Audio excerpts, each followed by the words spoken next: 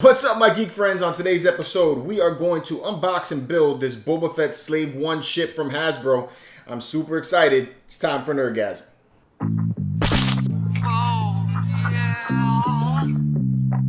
Alright guys, welcome back. Thanks for joining me. If this is your first time on the channel or you are a returning fan to this channel, please subscribe and turn on notifications so you can stay up to date on all of our collecting content.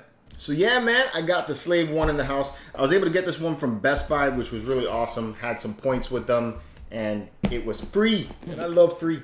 Free is good. So, the Boba Fett Slave 1 ship. Hasbro. Probably guys are wondering. Actually, this one actually says Kenner on it, but it is still distributed by Hasbro. But this is vintage. It's meant to look like the old school boxing that Kenner used to release with their ships. Why did I get this, right? You know, guys, I collect statues, I collect hot toys and that stuff like that. Mostly statues, though, so you guys are like, man, this is like way off. Honest to God truth, this is kind of one of those things, is like the thing that got away, right? So, in my Star Wars collection that I had as a kid, there was a few items that I had that will always stick with me, and ones that lost, and I was like, man, I really want to get those back. So, of those was the speeder bike with the Scout Trooper, which I got now. The Luke Skywalker Jedi Knight, which I got now through Hot Toys, so that's the upgrade of what I had as the figure. The Rancor, which I now have on order through Sideshow, and lastly was Jabba the Hutt on the on his like throne, we'll call it, that thing that he sat on, right? So that one is still in the mix. I don't know yet. That one's $800. I'm trying to like let the Rancor settle in a little bit before I go off and buy something else. But this was one of those when I was a kid that got away. I always liked the ship. This one and the Millennium Falcon, but my parents would never buy this for me. Back then they were like, no, we're not buying that for you. We're not buying the Millennium Falcon for you. So it was just not to be had in my house. So I already have a Millennium Falcon in a Lego version, which is there to my right. And when I do a room tour, I'll share that with you guys as well. And I'm building a Millennium Falcon, a D'Agostini model. So that's going to be a real awesome ship when it's finished. And then I saw this and I was like, man, that's a pretty good bang for the buck. It's only I think this was $150, you know, plus, and shipping was free from Best Buy, so can't beat that.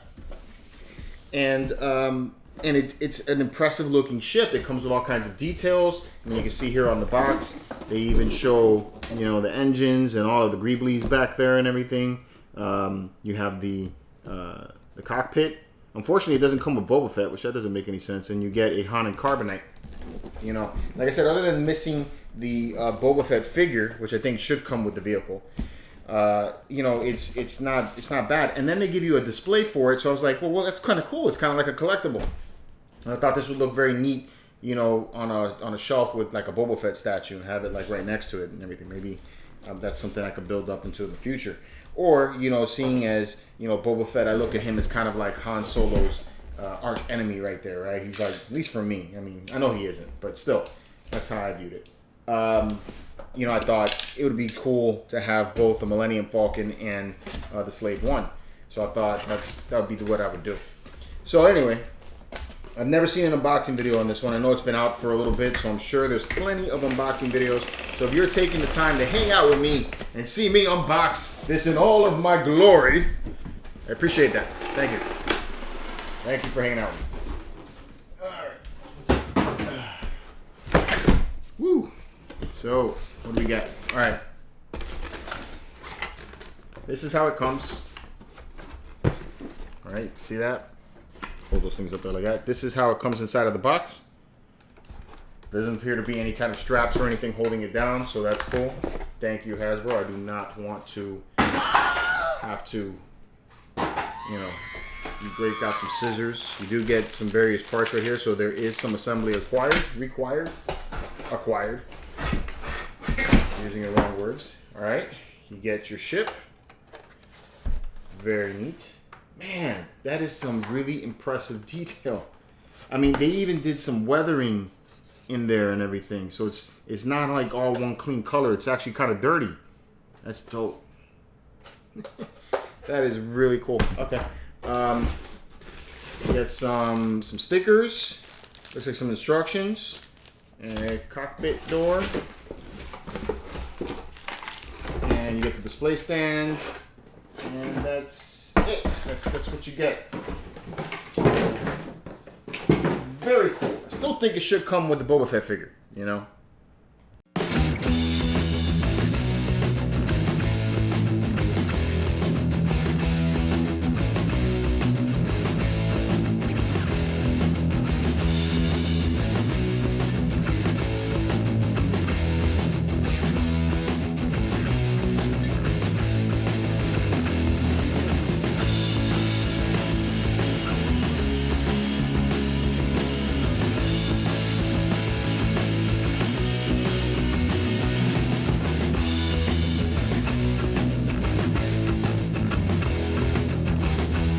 Okay, so this part's kind of silly. So they give you stickers, right? Stickers to put in place. Some of these stickers go on the inside right over here of this wall that's put in place here. As you can see, they already have stickers on the inside of this. There's no way to take this apart, and now I got to try to squeeze my hand in this small hole and try to get the sticker in the right spot and then, you know, even, so it doesn't look out of shape. Why not just put the stickers in place? That just doesn't make any sense. You already have a few of them, so I don't know what you were thinking with that. Let me see if I can get this on right.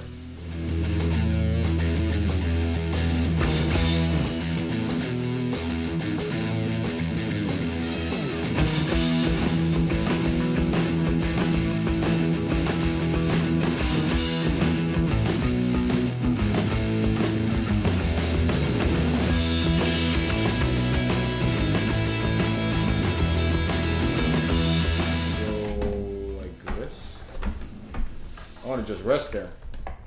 That's interesting. I don't know how I feel about that. I mean, it's not gonna go anywhere. Doesn't look like, yeah. I'm shaking it. It's not moving, so it's actually holding it pretty good. All right, and that is that. All right, there it is, the Boba Fett Slave 1. This is so cool. It's very, very big, actually, you know? So that's cool. So this thing stands 20 inches, 20 and a half inches when you have it on display like this. And it's about 15 inches wide or so. And it's only like 9 inches deep. So this can very easily fit in a Besta or a Detolf. You know, very easy to put in there, so I like that. That's very cool. All right, you have these, I think these are like thermal, maybe not thermal detonators. There's some kind of detonator, like concussion bomb or something like that he fires off in the back, but there's a little switch that you click here and they pop out.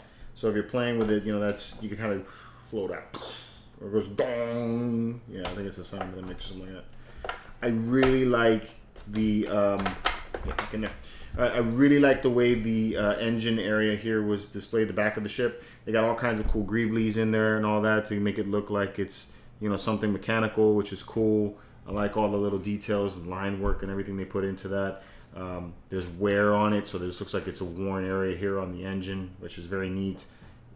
Lots of wear in the whole painting of this back, which I think is, they did a nice job with that, which I think is really cool, especially when you're only spending $150 on it. I mean, it's done very, very well. You do have articulating wings, so they move up. Like I stated when I was building it, you got to move them together, because if you try to move it by themselves, you can see they don't. Well, that would make me a liar.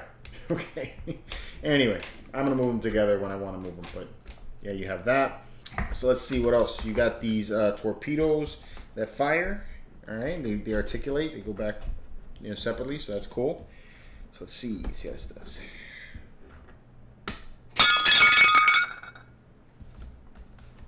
You have a side access door on the right side of the ship. So that pops open over here. Okay, you can put some figures in there, and you have your display area in there. This isn't very highly detailed. It's just, you know, pretty much all one solid gray. Has some nice texturing in there and everything. Again, this is where I didn't like where you had to put the stickers, is because there's no access on the opposite side, and you got to squeeze your hands in here and then try to line these stickers up on the right wall, which makes it a little difficult. All right, you have a loading ramp that slides out, and then you have a trap door that comes out of here and then reveals the, I think, an escape pod. I think that's what that is. All right, and then you also have this cockpit that gets exposed, and you can take and move. Now all of a sudden you can't move it. Why don't you move it? Then move with the wings. Oh, look at that. That's pretty cool. Okay, didn't know that. So you learned that on camera. So the cockpit actually turns or allows turning with the, well, now it's moving on its own. It seems locks in place. And then when you take and turn the wings, the cockpit swivels. So that's neat. Locks in place again. All right. Oh, and then Han is hidden back here. So there's that. Very cool. I really like the way this came out all together, especially for the price. $150. You can't beat that price for this size of collectible. It does feel like plastic, when you hold it, because it is plastic. So there's that. But the paint job that they do on it does give it this quality look, which I like. I think they did a great job with that. I am still going on with this idea that I think I'm going to take and send it over to my boy to really give it a fantastic high-level professional paint job, which I think would look bananas with it. I think it would look really sick. So that's it, man. I really dig it. I really like the way this one came out. Very awesome collectible, especially for the price. Really cool. So, as always, I'm interested to hear what you guys think. What are your thoughts on this Slave 1? Let me know in the comments below. And as always, keep it marvelous.